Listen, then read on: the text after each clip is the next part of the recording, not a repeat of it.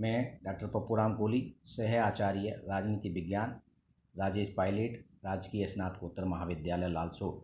प्रिय विद्यार्थियों, आज अपन लोग परंपरावादी एवं आधुनिक दृष्टिकोण के अनुसार राजनीति विज्ञान में अंतर का अध्ययन करेंगे।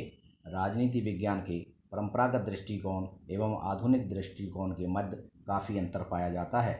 आधुनिक दृष्टिकोण की उत्पत्ति परंपरागत दृष्टिकोण में रही कमियों के परिणाम स्वरूप अस्तित्व में आया। जैसा कि कर्कपैट्रिक ने लिखा है, असंतोष ने क्षोभ को जन्म दिया और क्षोभ के परिणाम स्वरूप क्षेत्र में परिवर्तन आया। दोनों में मुख्य अंतर निम्नलिखित है। नंबर 1, राजनीति विज्ञान की परिभाषाओं के संबंध में अंतर। परंपरावादी विचारक राजनीति विज्ञान को राज्य एवं सरकार के अध्ययन का विज्ञान मानते हैं। गार्नर के अनुसार राजनीति विज्ञान का प्रारंभ और अंत राज्य के साथ होता है। इसके विपरीत आधुनिक व्यवहारवादी राजनीतिक विचारकों का मत है कि राजनीति विज्ञान की विषय वस्तु राज्य नहीं वरन मनुष्य का राजनीतिक व्यवहार है।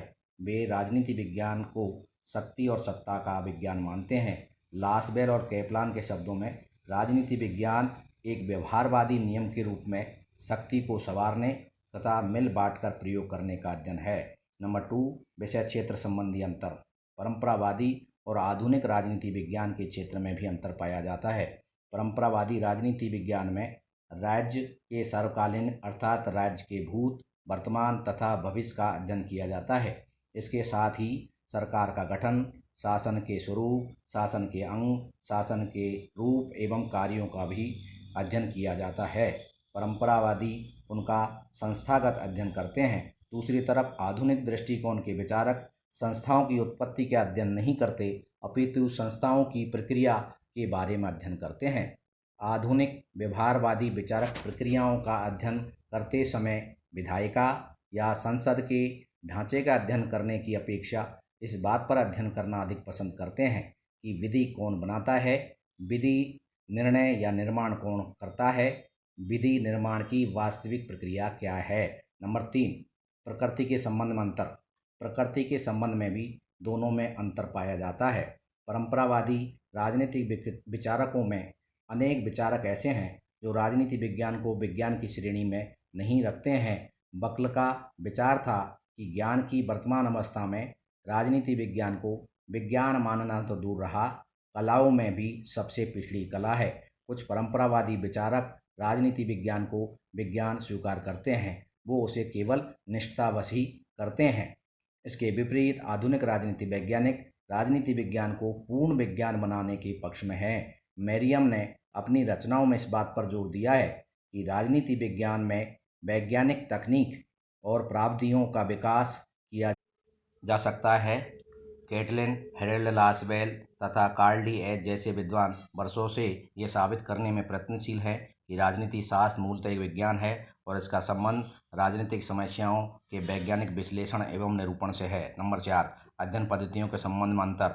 अध्ययन पद्धतियों के संबंध में भी अंतर पाया जाता है।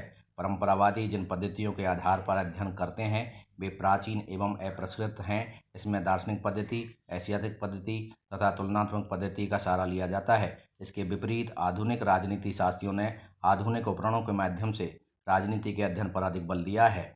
वह मनुष्य के राजनीतिक व्यवहार तथा उनसे संबंधित आनुभाविक सत्यों का विश्लेषण तथा निरूपण करता है। आधुनिक दृष्टिकोण के विचारक 3 विशेषताओं के आधार पर परंपरागत दृष्टिकोण से भिन्न हो जाते हैं। नंबर 1, परिवर्तितों की भाषा। इस विशेषता का जन्म प्रोफेसर लजार्सफील्ड ने किया है। इस पद्धति के अनुसार आधुनिक राजनीति शास्त्री राजनीतिक समस्याओं का निरूपण परिवर्तनों की भाषा में करते हैं। इस पद्धति के प्रयोग के कारण राजनीतिक सिद्धांतों के कल्पनाओं पक्षों के सशक्तिकरण एवं प्रमाणीकरण की समस्या का हल मिल जाता है। नंबर 2, प्रतिमानों का सटीक प्रयोग। आधुनिक राजनीति विज्ञानों में प्रतिमानों का सटीक प्रयोग बढ़ गया है। आज अधिकांश राजनीति शास्त्री इस बात पर सहमत हैं कि अगर प्रतिमानों का सटीक प्रयोग किया जाए तो प्रतीकात्मकता से कोई हानि संभव नहीं है। इसलिए प्रतिमानों का सटीक प्रयोग होने के साथ साथ इसमें संभावित प्रमाणीकरण ताकि हानियों से बचने के लिए आंकड़े के प्रयोग का प्रचलन बढ़ा है। नंबर 3, आंकड़ा संग्रह तथा आंकड़ा विश्लेषण।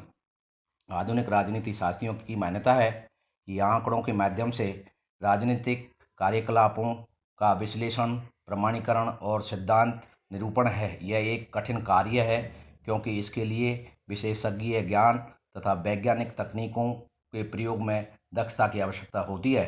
फिर भी कंप्यूटर के विकास के बाद बृहद संख्या में आंकड़ा संग्रह और आंकड़ा विश्लेषण की समस्या अब उतनी कठिन नहीं रह गई है। इसके अलावा आंकड़ा अधिशेष की मदद ली जा सकती है। नंबर 5, मूल्यों के संबंध में अंतर।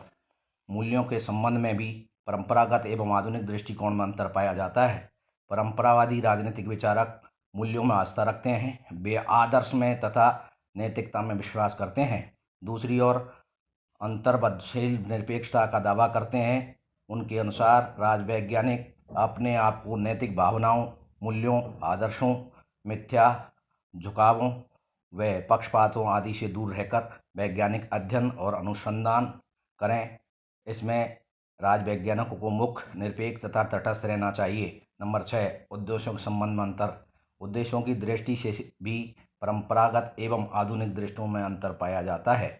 परंपरावादियों की मान्यता है कि राजनीति विज्ञान का उद्देश्य श्रेष्ठ जीवन की प्राप्ति के लिए प्रयत्न करना है तथा व्यक्ति के श्रेष्ठ जीवन में पूर्ण को प्रशस्त करना है। इसके विपरीत आधुनिक दृष्टिकोण के विचारक मानते हैं कि राजनीति विज्ञान का उद्देश्य ज्ञान के लिए ज्ञान प्राप्त करना है। वे प्राप्तियों पर अधिक जोर देते हैं और उस सार वस्तु की उपेक्षा करते हैं जिसके लिए इन उपकरणों का प्रयोग में पाया जाना है।